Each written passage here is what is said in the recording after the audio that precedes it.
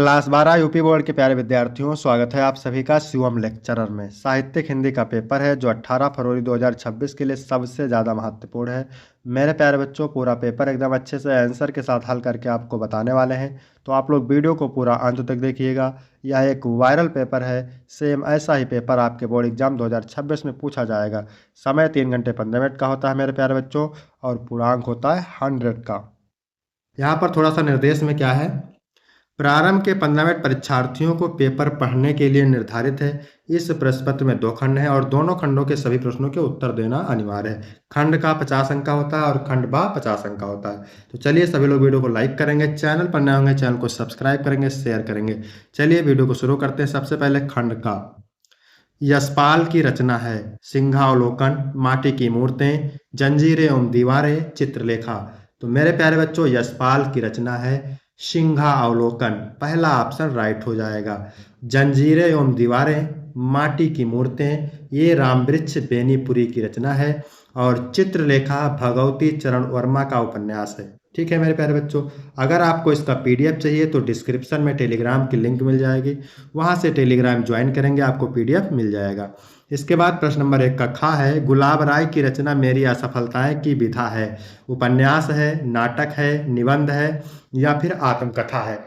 तो मेरे प्यारे बच्चों, इसका ऑप्शन सही हो जाएगा चौथा, आत्मकथा। ब्राह्मण पत्रिका के संपादक हैं, तो बाल कृष्ण भट्ट ब्राह्मण पत्रिका के संपादक हैं। पहला ऑप्शन बिल्कुल करेक्ट हो जाएगा। इसके बाद प्रश्न नंबर 1 का घा है, हजारी प्रसाद द्विवेदी का उपन्यास है। परख है, रंगभूमि है, पुनर्नवा है, तट की खोज है। तो पुनर्नवा हजारी प्रसाद का उपन्यास है। ठीक है, पुनर्नवा हजारी प्रसाद का उपन्यास है। ठीक है, रंगभूमि मुंशी प्रेमचंद का उपन्यास है।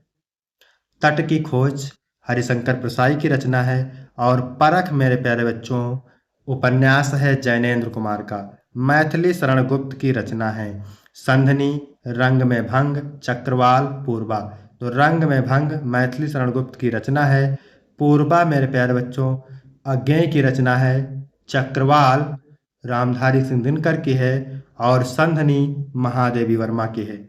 इसके बाद प्रश्न नंबर 2 का मुंशी प्रेमचंद का उपन्यास है। तो मुंशी प्रेमचंद का उपन्यास है गोदान। नहुस नाटक है गोपाल चंद्र गिरधर दास का। यामा महाकाव्य है महादेवी वर्मा का। ठीक है, इंदुमती कहानी है, इंदुमती कहानी है किशोरी लाल गोस्वामी की। इसके बाद प्रश्न नंबर 2 का खा है, हुंकार काव्य के रचयिता हैं सुमित्रानंद पंत, अज्ञेय, रामधारी सिंह दिनकर, मुक्ति बोध। तो हुंकार काव्य के रचयिता है मेरे प्यारे बच्चों रामधारी सिंह दिनकर। तीसरा ऑप्शन सही हो जाएगा। प्रयोगवादी काव्यधारा के प्रमुख कवि हैं केदारनाथ अग्रवाल, त्रिलोचन, नागार्जुन। तो शमशेर बहादुर सिंह प्रयोगवादी काव्यधारा के कवि हैं। और कौन कौन से प्रयोगवादी काव्यधारा के कवि हैं? तो शमशेर बहादुर सिंह हैं, अज्ञेय हैं, गजानन है, शमशेर बहादुर हैं, गिरजा कुमार है, धर्मवीर है, नरेश मेहता है, रघुवीर सहाय हैं। और केदारनाथ अग्रवाल, त्रिलोचन, नागार्जुन, ये सब है प्रगतिवादी काव्यधारा के कवि। इसके बाद है घ नंबर। तीसरा सप्तक का प्रकाशन वर्ष, तो देखिए तार सप्तक का प्रकाशन वर्ष 1951। ठीक है, दूसरा तार सप्तक 1959। नहीं, फिर से देखिए यहाँ पे तार सप्तक का प्रकाशन वर्ष है 1943। दूसरा तार सप्तक 1951। तीसरा तार सप्तक 1959। चौथा 1979। तार सप्तक के संपादक अज्ञेय हैं। तो यहाँ पर कौन सा सही हो जाएगा? तीसरा तार सप्तक है तो 1959। इसके बाद अगला क्वेश्चन है, पल्लव से अवतरित कविता परिवर्तन के रचयिता हैं सुमित्रानंदन पंत। दूसरा ऑप्शन सही हो जाएगा। तो यहाँ तक हो गए आपके 10 बहुविकल्पीय प्रश्न। इसके बाद मेरे प्यारे बच्चों प्रश्न नंबर 3 है, दिए गए गद्यांश पर आधारित निम्नलिखित प्रश्नों के उत्तर दीजिए। 10 अंक का होता है। गद्यांश के नीचे 5 प्रश्न रहते हैं, गद्यांश को पढ़ करके उत्तर देना रहता है। ठीक है, देखिए यहाँ पर अशोक शब्द मिल गया तो इससे समझ जाइए कि अशोक का फूल से लिया गया है। और कालिदास, ठीक है, ये आपका पैराग्राफ है। पहला क्वेश्चन यही पूछेगा, उपयुक्त गद्यांश का संदर्भ लिखिए। तो मेरे प्यारे बच्चों मैं आपको बता दूं, संदर्भ आपको पूछेगा कैसे पहचानना, अशोक शब्द मिल गया और कालिदास शब्द। तो संदर्भ आपको कैसे लिख देना है, यहाँ पे प्रस्तुत पद्यांश गद्यांश। हमारी पाठ्य पुस्तक हिंदी काव्य के अशोक के फूल नामक पाठ से अवतरित है। इसके रचयिता हजारी प्रसाद द्विवेदी हैं। इसके लिए आपको मिल जाएगा 2 अंक। फिर है रेखांकित अंश की व्याख्या कीजिए। तो व्याख्या किसकी करना है? जिसकी रेखा खींची हुई है। अशोक को जो सम्मान कालिदास से मिला वह अपूर्व था। सुंदरियों के असंजनकारी निपुण वाले चरणों के मृदु आघात से वह फूलता था। कोमल कपोलों पर कर्णावतंस के रूप में झूलता था। तो इसकी व्याख्या आपको यहाँ देख सकते हैं। रेखांकित अंश की व्याख्या। कवि का मानना था कि अशोक पर तभी पुष्प आते थे जब कोई सुंदर युवती अपने कोमल और संगीतमय नुपुर वाले चरणों से उस पर प्रहार करती थी। अशोक के फूलों की सुंदरता के कारण सुंदरियां उन्हें अपने कानों का आभूषण बनाती थी। यह कर्णफूल जब उनके सुंदर गालों पर झूमता था तब उनकी सुंदरता और अधिक बढ़ जाती थी। जब यह अशोक के फूलों को अपने काली नीली चोटी में गूंथती थी तब उनके चंचल लताओं की सुंदरता 100 गुना बढ़ जाती थी और तब देखने वाले की दृष्टि उनसे हटती ही नहीं थी। ठीक है। इसके बाद अगला क्वेश्चन है, संस्कृत के किस कवि को कालिदास सम्मानित किए हैं? संस्कृत के कालिदास कवि ने अशोक को सम्मानित किए हैं। संस्कृत किस कवि ने अशोक को सम्मानित किया? तो कालिदास ने। ठीक है। किस फूल की सुंदरता के कारण सुंदरियां उन्हें अपने कानों का आभूषण बनाती थी? तो अशोक के फूल की सुंदरता के कारण। ठीक है। इसके बाद है अगला क्वेश्चन, असंजनकारी तथा कर्णावतंस का अर्थ। तो असंजनकारी का मतलब अनुराग उत्पादक, कर्णावतंस का मतलब कर्णफूला। फिर अथवा करके दिया है मेरे प्यारे बच्चों, तो यहाँ पर आप देख सकते हैं निंदा शब्द मिल गया। निंदा शब्द मिल जाए, निंदा की बात हो बार बार, तो आप समझ जाइए कि निंदा रस चैप्टर से लिया गया है।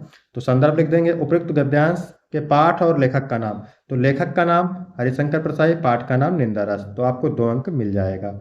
इसके बाद है दूसरा प्रश्न, रेखांकित अंश की व्याख्या कीजिए। तो मेरे प्यारे बच्चों, आपको व्याख्या किसकी करना है पर देख सकते हैं। निंदा कुछ लोगों की पूंजी होती है, बड़ा लंबा चौड़ा व्यापार फैलाते हैं वह इस पूंजी से। इसकी करना है आपको व्याख्या। तो देख सकते हैं यहाँ पे, कुछ लोग निंदा को इस प्रकार महत्व देते हैं जैसे व्यापारी अपनी पूंजी को महत्व देता है। वह निंदा को अपनी पूंजी समझते हुए व्यापार बढ़ाने में लगे रहते हैं। निंदा किसकी पूंजी है? तो निंदा कुछ लोगों की पूंजी की तरह होती है। फिर अगला क्वेश्चन है, सत्य कल्पित कलंक कथा का अर्थ। सत्य कल्पित कलंक कथा का अर्थ सच्ची काल्पनिक कलंकपूर्ण घटना है। ऐसी कथा जिसकी केवल कल्पना की गई हो। प्रत्येक व्यक्ति की अधिक से अधिक सभी जगह निंदा करना है उसके जीवन का प्रमुख लक्ष्य होता है। उनकी अवधारणा होती है कि वह जितनी अधिक निंदा करेंगे उतना ही लाभ उनको प्राप्त होगा। इसके बाद अगला क्वेश्चन है, कुछ लोगों की प्रतिष्ठा का आधार क्या होता है? तो कुछ लोगों की प्रतिष्ठा का आधार केवल निंदा होता है। इसके बाद मेरे प्यारे बच्चों, चौथा नंबर प्रश्न है, दिए गए पद्यांश पर आधारित निम्नलिखित प्रश्नों के उत्तर दीजिए। ये भी 10 अंक का होता है।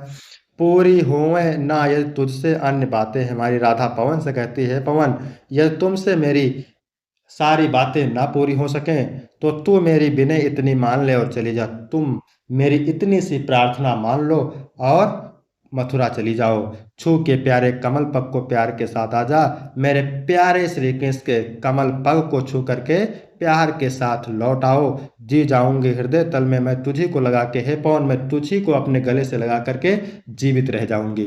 पवन दूत का चैप्टर से लिया गया है। अयोध्या सिंह उपाध्याय हरिओत कवि का नाम है। तो 2 नंबर इसके लिए आपको मिलेंगे। इसके बाद है रेखांकित अंश की व्याख्या कीजिए। तो इसके लिए आपको 2 अंक मिलेंगे। व्याख्या मैंने पूरी बता दिया है। फिर अगला क्वेश्चन है, कमल पग में कौन सा अलंकार है? तो कमल पग में रूपक अलंकार है। नायिका किससे और क्या विनती कर रही है? तो नायिका पवन से विनती कर रही है वह उनकी बातें मान ले और उनके प्यारे कमल पग को छूकर लौटे। इसके बाद अगला क्वेश्चन है, नायिका पवन को किसके कमल पग को छूकर आने के लिए कह रही है? तो नायिका पवन को अपने प्यारे के कमल पग को छूकर आने के लिए कह रही है। फिर अथवा वाला भी देखते हैं। ठीक है। दुर्बलता का ही चिन्ह विशेष शपथ है। शपथ क्या है? कसम क्या है? दुर्बलता का चिन्ह है। पर अबला जन के लिए कौन सा पथ है? पर हम अबला स्त्रियों के लिए और कौन सा मार्ग है? केकई कहती है, यदि मैं उकसाई गई भरत से हूं तो मैं जिस प्रकार अपने पति को खो दिया हूं उसी प्रकार मैं अपने पुत्र को भी खो दूं। ठहरो मत रोको मुझे, जो मैं कहूं उसे सब सुने। अगर उसमें कोई सार तत्व पाओ तो सभी उसे धारण कर लें। करके पहाड़ सा मौन पाप रह जाऊं। केकई कहती मैं पहाड़ के समान बड़ा पाप करके मौन रह जाऊं। राई भर भी अनुताप न करने पाऊं, यानी रत्ती भर भी अनुताप न करने पाऊं, थोड़ा सा भी अनुताप पश्चाताप न करने पाऊं। उपयुक्त पद्यांश का शीर्षक क्यों रचयिता? तो केकई का अनुताप मैथिली शरण गुप्त। ठीक है। रेखांकित अंश की व्याख्या मैंने बता ही दिया आपको। इसके बाद मेरे प्यारे बच्चों अगला क्वेश्चन है, दुर्बलता का चिन्ह क्या है? तो दुर्बलता सौगंध खाना व्यक्ति के दुर्बलता का प्रमाण है। यह कथन कैकेयी राम से कह रहे हैं, इसको याद रखना है। ठहरो मत रोको मुझे, कहो सो सुन लो, यह कथन किसका है? ठहरो मत रोको मुझे, कहो सो सुन लो, यह कथन है कैकेयी का। ठीक है। नीरो की क्या स्थिति थी? तो नीरो सभा अपने हृदय को थपथपाते हुए रोदन कर रही थी। फिर अगला है 5 का नंबर, लेखक का साहित्यिक परिचय देते हुए उनकी प्रमुख कृतियों का उल्लेख कीजिए। 5 अंक का है। हरिशंकर प्रसाई, प्रोफेसर जी सुंदर रेड्डी, हजारी प्रसाद द्विवेदी। चैनल पर वीडियो पड़ा हुआ है, आप इसको पढ़ सकते हैं। ठीक है, मोस्ट इंपॉर्टेंट है। फिर यहाँ पर है कवि का साहित्यिक परिचय, 80 शब्द में है, 5 अंक का। मैथिली शरण गुप्त, रामधारी सिंह दिनकर और अज्ञेय। इसके बाद मेरे प्यारे बच्चों 6 नंबर है, पंचलाइट कहानी के उद्देश्य पर प्रकाश डालिए, 80 शब्द में है, अथवा बहादुर कहानी की कथावस्तु का सारांश लिखिए, 80 शब्द में है। तो इसको आप तैयार करेंगे, मोस्ट इंपॉर्टेंट है। फिर है स्वपठित खंडकाव्य के आधार पर किसी एक खंड के एक प्रश्न का उत्तर दीजिए, 80 शब्द में, 5 अंक का है। तो ये खंडकाव्य है अलग अलग जिले के लिए, तो इसको आप तैयार करेंगे। इसके बाद मेरे प्यारे बच्चों खंडखा है, ये भी 50 अंक का होता है। निम्नलिखित संस्कृत गद्यांशों में से किसी एक का संदर्भ सहित हिंदी में अनुवाद कीजिए, कितने अंक का है? 7 अंक का। तो संस्कृतस्य व्याकरणम साहित्यस्य सरसम व्याकरणम च सुनिश्चितम, संस्कृत का साहित्य सरस और व्याकरण सुनिश्चित है। तस्य गद्य पद्य च ललित भाव बोध सामर्थ्य अद्वितीय श्रुति माधुर्य च वर्तते, इसके गद्य और पद्य में ललित भावों को समझने की शक्ति और सुनने की अद्वितीय मधुरता है। किम बहुना चरित्र निर्माणार्थ यादर्शी सत्य प्रेरणा संस्कृत वांग्यम ददात, यानी अधिक क्या कहना, चरित्र के निर्माण में जैसी सत्य प्रेरणा संस्कृत साहित्य देता है, ना तादर्शिम किंचित अन्यत्, वैसी प्रेरणा कोई भी साहित्य नहीं देता है। मूलभूता नाम मानवीय गुणा नाम यादर्शी विवेचना संस्कृत साहित्य वर्तते, मूलभूत मानवीय गुणों की जैसी विवेचना संस्कृत साहित्य में है, वैसी विवेचना किसी भी साहित्य में नहीं है। संदर्भ लिखेंगे, प्रस्तुत गद्यांश हमारी पाठ्य पुस्तक संस्कृत दिग्दर्शिका के संस्कृत भाषा महत्तम नामक पाठ से अवतरित है। संदर्भ लिखेंगे तभी आपको 7 पूरा अंक मिलेगा। यहाँ पर आप अनुवाद देख सकते हैं। इसके बाद अथवा वाला है, इसको भी देखते हैं, मोस्ट इंपॉर्टेंट है। महामना विद्वान वक्ता धार्मिक नेता पटु पत्रकार असित, महामना विद्वान वक्ता धार्मिक नेता एवं कुशल पत्रकार थे। परमस्य सर्वोच्च गुणा जनसेवा आसीत, उनका सर्वोच्च गुण जनसेवा ही था। यत्र कुत्राप अयम जनानाम दुखितान पीड़यमानसाम पश्यत तत्रैव सा शीघ्रेव उपस्थिता सर्वविधम सहाय चाकरोत, वह जहाँ कहीं भी लोगों को दुखी और पीड़ित देखते थे वहाँ वह शीघ्र उपस्थित होकर के सभी प्रकार से सहायता करते थे। प्राणी सेवा अस स्वभाव अवसित, प्राणियों की सेवा करना उसका स्वभाव था, उनका स्वभाव था। संदर्भ लिखना है ऐसे मेरे प्यारे बच्चों आपको, ठीक है। इसके बाद प्रश्न नंबर 8 का खा है, ये भी 7 अंक का है। श्लोक का संदर्भ सहित हिंदी में अनुवाद, तो जल बिंदु निपातेन करमसा पूर्णतः घटा, यानी जल की एक एक बूंद गिरने से करमसा घड़ा भर जाता है। ठीक है, सभी विधानों में धर्म और धन का यही कारण है। ऐसे आपको संदर्भ लिखना है, यहाँ पर आप देख सकते हैं। इसके बाद अथवाला दिया है, तुम्हारा उल्लू का राज्याभिषेक मुझे अच्छा नहीं लगता, इस क्रोधहीन का मुख देखो, क्रोध करने पर कैसा होगा। जातक कथा के उल्लूक जातकम चैप्टर से लिया गया है। क्वेश्चन नंबर 9 है, निम्नलिखित में से किन्हीं 2 प्रश्नों के उत्तर दीजिए। 4 अंक का होता है, 2 अंक के 2 प्रश्न करना रहता है। संस्कृत गौरवम दृष्ट्वा दंडिनम किम उक्तम, तो दंडिना उक्तम संस्कृत नाम देवी वाक अनुवाख्याता महर्षि भी, केन अमृतस्सु आसानास्ति वित्तेन अमृतस्सु आसानास्ति, वर्षा काले नगेंद्र केदसी भवन्ति वर्षा काले नगेंद्र रम्या भवन्ति। इसके बाद 10 का क ख और घा है, रस अलंकार छंद से, 2 अंक का होता है मेरे प्यारे बच्चों। ठीक है, इसको आप देख लीजिए। इसके बाद है 11 नंबर प्रश्न, 9 नंबर का है निबंध, तो इनको आप तैयार करेंगे, मोस्ट इंपॉर्टेंट है। बेरोजगारी की समस्या, प्रदूषण की समस्या और समाधान, आतंकवाद की समस्या और समाधान, विज्ञान वरदान या अभिशाप। इसके बाद मेरे प्यारे बच्चों 12 का, इसमें संधि विच्छेद बताना है। ठीक है, वधुत्सवा का संधि विच्छेद क्या होता है? वधु प्लस उत्सवा, क्या होता है? वधु प्लस उत्सवा। इसके बाद है स्वागतम का संधि विच्छेद होता है सु प्लस आगतम। इसके बाद है नायिका का संधि विच्छेद होता है ने प्लस अका। ठीक है, नायिका का क्या होता है? ने प्लस अका, नय प्लस अका होता है। ठीक है, नय प्लस अका, यहां ध्यान रखना है। फिर है खा नंबर प्रश्न, निम्नलिखित में से किसी एक पद का समास का नाम लिखिए। तो अनुरूपम में अव्ययीभाव समास है, श्रेष्ठ पुरुषा में कर्मधाराएं है और भरपेट में अव्ययीभाव है। इसके बाद 13 नंबर प्रश्न, बैंक में खाता खोलने के लिए बैंक प्रबंधक को प्रार्थना पत्र अथवा अपनी गली मोहल्ले की नालियों की समुचित सफाई के लिए नगर निगम के स्वास्थ्य अधिकारी को पत्र लिखिए। तो ये भी 8 अंक का है। इसके बाद तैयार करेंगे, मोस्ट इंपॉर्टेंट है। इसके बाद है निम्नलिखित में से किसी एक शब्द के धातु एवं प्रत्ययों का योग स्पष्ट कीजिए। कटुता, कटु शब्द है, तल प्रत्यय है। प्रभुता में प्रभु क्या है, प्रभु शब्द है, तल प्रत्यय है। गता में गम धातु है और अक्त प्रत्यय है, ठीक है, अक्त प्रत्यय है। इसके बाद अगला क्वेश्चन है निम्नलिखित में से किसी एक शब्द का प्रत्यय लिखिए। तो गुरुता, गुरुता में गुरु शब्द है, तल प्रत्यय है, ठीक है, गुरु शब्द है, तल प्रत्यय है। महत्व में महत शब्द है, महत शब्द है और तो प्रत्यय है, तो प्रत्यय है। भगवान में भग शब्द है, भग शब्द है और मतु प्रत्यय है, ठीक है। इसके बाद अगला प्रश्न है 1 नंबर का, 2 नंबर का, रेखांकित पदों में से किसी एक पद में प्रयुक्ति विभक्ति तथा संबंधित नियम का उल्लेख कीजिए। आकाश छात्रे समम स्नातु, तो समम दिख गया यहाँ पे, तो समम दिख गया है, तो सहयुक्ते प्रधाने सूत्र से इसमें तृतीय विभक्ति है। श्री गणेशाय नमः, तो नमः स्वाहा स्वधा की बात हो तो चतुर्थी विभक्ति होता है मेरे प्यारे बच्चों, ठीक है। तो मेरे प्यारे बच्चों यहाँ तक वीडियो कंप्लीट होता है। वीडियो कैसा लगा, वीडियो अच्छा लगा तो वीडियो को लाइक करेंगे, चैनल को सब्सक्राइब करेंगे। फिर मिलते हैं आपको अगली वीडियो में, तब तक के लिए जय हिंद जय भारत।